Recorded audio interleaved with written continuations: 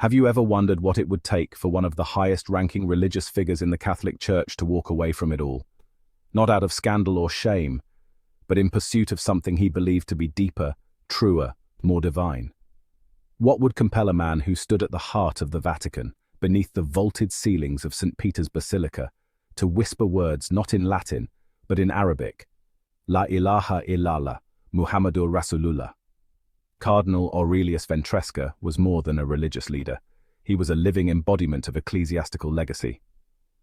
Born into an aristocratic Roman family with ties to nobility and deep historical connections to the Catholic Church, Aurelius's life was predestined for piety. From the age of 10, he was enrolled in elite seminary schools, where marble floors echoed the footfalls of tradition and windows opened not to the world, but to centuries of theological doctrine. He learned Latin before he learned the poetry of his native Italian, memorized scripture as though his salvation depended on it, and was trained to perform Mass with mechanical perfection.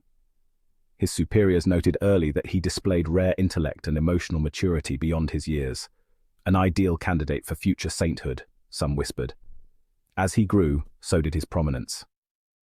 Aurelius rose through the ranks of the Church with astonishing speed, his name becoming known among the Curia, and whispered among cardinals as a future papal contender. He wrote papers on Trinitarian metaphysics, spoke at ecumenical councils, and often traveled as the Vatican's diplomatic representative.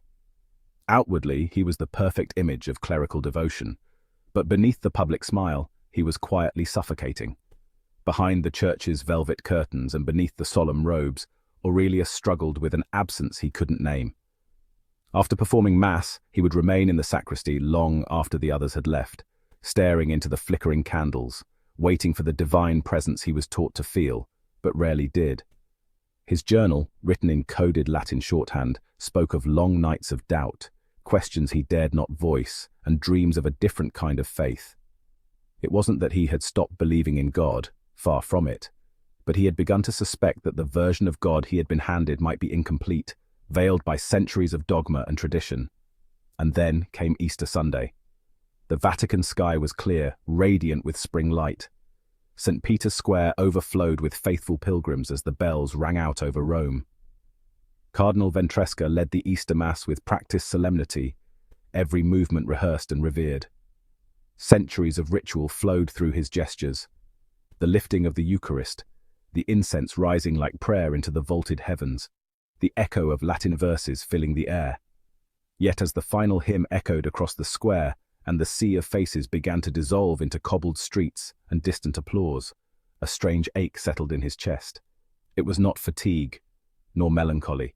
It was an unnameable emptiness that gnawed at him more viciously with each passing Easter. He smiled and waved from the basilica steps, robes billowing as cameras flashed, but inside something had fractured long ago. That evening, long after the faithful had gone home and the other cardinals retreated to their quarters, Aurelius remained behind. He moved slowly through the silent corridors, passing statues and frescoes that once inspired him but now felt distant, beautiful relics without breath. He stepped into a private chapel, its walls cloaked in shadows and candlelight. Kneeling before a crucifix suspended above a narrow altar, he stared into the eyes of Christ, a sculpture frozen in agony, carved with centuries of devotion. "God," he whispered, his voice hoarse. "Where are you?" His hands trembled in his lap. "I've prayed to you in 100 languages. I've stood before kings in your name. I've worn your colors. Yet still, I feel so far from you." He waited for an answer, a feeling, a warmth, even silence with meaning, but none came. The emptiness had not begun that day. It had been growing for years. At first it was a faint disquiet, a crack in the stained glass certainty of his beliefs. Then it became a quiet panic. Behind the grandeur of his vestments and the ritual of liturgy, he began to sense he was going through motions devoid of presence. He taught doctrines he no longer fully grasped, comforted souls with words that rang hollow in his own. How could he lead others to God when he himself felt lost in the halls of faith? In the days that followed, he found himself wandering more than usual. He paced the corridors of the apostolic palace, but his mind wandered further. He sat for hours in the Vatican library, staring at ancient manuscripts, hoping the words would leap from the pages and reignite something, anything. But they remained still, lifeless, like old ash without fire. Then, unexpectedly, on one of his afternoon walks through the rarely visited sections of the Vatican gardens, he saw a young man seated beneath a cedar tree.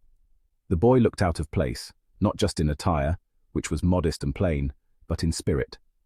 There was a calmness about him, a grounded stillness that intrigued the cardinal.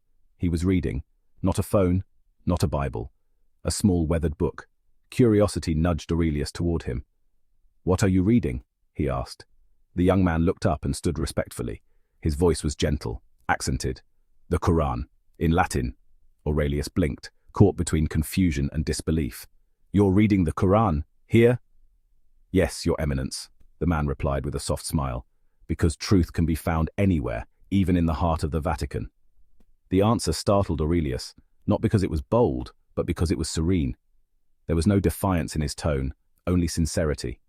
The young man introduced himself as Idris, a theology student from Aleppo, granted temporary access to the gardens through a professor's letter. Their conversation began hesitantly, but soon flowed with surprising ease. Idris spoke of the Quran not as a foreign book, but as a living message. He spoke of Mary, revered as Mariam, of Jesus not crucified but honored as a prophet, of Abraham, Moses, Noah, all names Aurelius knew, but presented in ways that felt strangely clearer, simpler, more direct. Aurelius listened not to debate, but to understand, and as Idris spoke of divine oneness, Tawhid, and the mercy of God repeated over and over in the Quran, something inside the cardinal began to stir. Not agreement, not conversion, but awakening, a flicker of something long missing. When Idris left that day, he offered Aurelius the Latin translation of the Quran. "You don't have to believe it," he said, "but maybe just read it, not as a cardinal, just as a man." That night, Aurelius sat in his chamber, the book resting between stacks of theology texts. He hesitated. Then, slowly, he opened to the first page. The words greeted him like a whisper. "In nomine Dei clementissimi, misericordiosissimi." In the name of God, the most gracious, the most merciful. He read it again, and again. There was no command to follow, no demand for allegiance, just a reminder of mercy. And for the first time in years, Aurelius felt something subtle, yet profound. Presence. A warmth that did not come from candles or memory or doctrine. It came from the space between the words. It came from silence that felt alive. That night, he didn't sleep. He read through the night, stopping only to weep silently at verses that echoed doubts he had buried for years. It was as if someone had transcribed the longings of his heart centuries ago and placed them in his hands at just the right moment. By dawn, a new fear crept in. What if someone discovered this? What if the other cardinals found the Quran in his room? But alongside that fear was something stronger. Hope. Hope that the God he had prayed to all his life might finally be revealing himself in a language he had never dared to understand. And so began the secret rhythm of his days. Cardinal Ventresca by morning, silent seeker by night. Aurelius's private awakening, once confined to the quiet corners of his mind and the silent pages of a Quran hidden among ancient tomes, began to leak into the living fabric of the Vatican. His colleagues noticed subtle changes, his absence from certain meetings, his hesitations during doctrinal debates, his growing detachment from ceremonial routines that once defined him. Whispers floated through marble corridors and drifted like incense into ears that knew how to listen. The Congregatio Sacrorum Arcanum, the Vatican's little-known internal body responsible for monitoring theological integrity, took note. It was not a committee that issued warnings lightly. When they summoned Cardinal Ventresca, it wasn't with malice, but with urgency, the urgency of an institution that sensed something dangerous blooming quietly in its midst. Behind closed doors, beneath the gilded frescoes of a private chamber, they gave him a final opportunity. Recant, deny, clarify, anything to preserve the image of the Church and avoid scandal. The moment was tense but silent, save for the slow ticking of a gold-plated clock. Aurelius stood before them, tall and composed, robes perfectly draped, eyes calm but unflinching. And then, without raising his voice, he spoke. "I have not left God," he said. "I have found him." There was no fire in his words, no rebellion, only peace. The kind that cannot be manufactured, the kind that cannot be faked. What followed was swift and surgical. Official announcements claimed that Cardinal Ventresca had taken early retirement due to health concerns. A vague statement about stress and the toll of service. But within Vatican walls, a quieter process unfolded. His name was scrubbed from official directories. His academic works were removed from circulation. Mentions of his contributions in theological journals were quietly replaced or footnoted into obscurity. His chambers were sealed, locked as though they held something infectious. And yet, before the doors closed forever, something slipped out. A letter, handwritten, copied, leaked, and eventually shared. It began with humility. Aurelius recounted his childhood, his ascent through the church, his love for faith, and his relentless pursuit of the divine. He spoke not of betrayal, but of transformation. Not of replacement, but of realization. The letter was not a manifesto, it was a confession of discovery. He addressed his fellow clergy not as enemies, but as brothers. Not with bitterness, but with tenderness. He wrote of sleepless nights, of scriptures that once comforted, but had ceased to satisfy, and of verses in a foreign tongue that had brought light to his darkest hour. And in its closing lines, the letter offered a sentence that would resonate far beyond Vatican walls. God is not bound by walls, titles, or rituals. He is bound only by truth. It was a sentence that rang like a bell in distant corners of the world, a sentence that would be quoted, shared, and debated in whispered tones, from seminaries in Europe to mosques in the East. And though the Vatican tried to bury it, the seed had already been planted. Cardinal Ventresca vanished. Rumors said he was exiled. Some believed he died. Others whispered that he was hiding in a monastery under another name.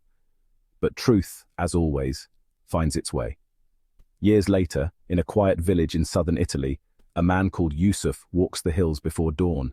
He lives in simplicity. He prays 5 times a day. He is known for his wisdom, his calm, and his unwavering faith. And sometimes on moonlit nights, passers-by claim they hear a faint call echoing from the hills. Not from a mosque, but from a heart. Allahu Akbar. Allahu Akbar. With that said, thanks for watching, and until next script.